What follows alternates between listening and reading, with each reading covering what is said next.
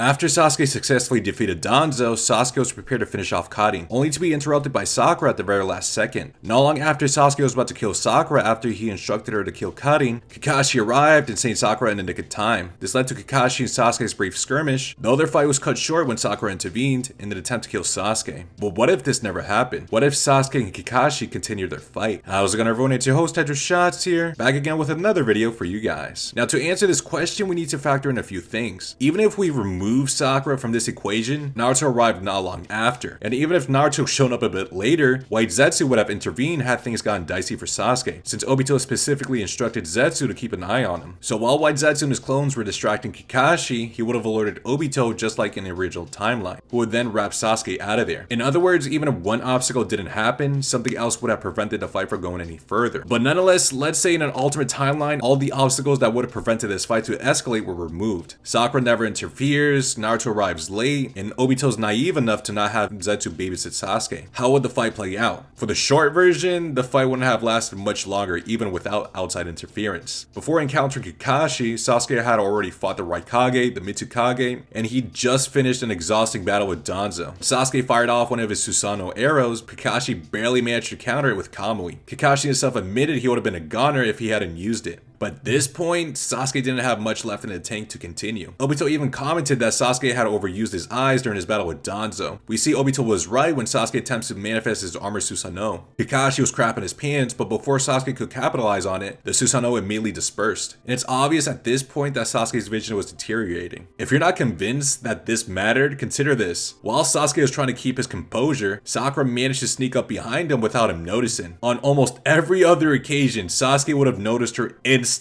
That alone shows how vulnerable he was in that moment. He was so disjointed that Sakura had a genuine opportunity to kill him, or at the very least severely injured him, if I'm being generous. And while a section of the Naruto fanbase likes to clown on Sakura or label her as quote-unquote useless, which I don't know which series they've been following, but this quote-unquote useless character had the opportunity to kill Sasuke. Granted, she did it, but she had the chance to. Now, if you want to bring in the argument that Sasuke still had plenty of chakra left because he later clashed with Naruto, keep in mind, Naruto didn't want to hurt him. Naruto could clearly see how exhausted Sasuke was. And something I didn't even notice at first, Naruto had placed a shadow clone to hold Kakashi back right before he and Sasuke clashed. And after that clash, we can see just how drained Sasuke was. Even White Zetsu noticed it. That's why he went to fetch Obito, because he knew Sasuke wouldn't have lasted much longer on his own. Now, I'm not going to go into debate who will win a healthy Mangekyo Sharingan on Sasuke versus Kakashi, or what if Sasuke fought Kakashi instead of Danzo. I don't care. Would this version of Sasuke have been Kakashi? The answer is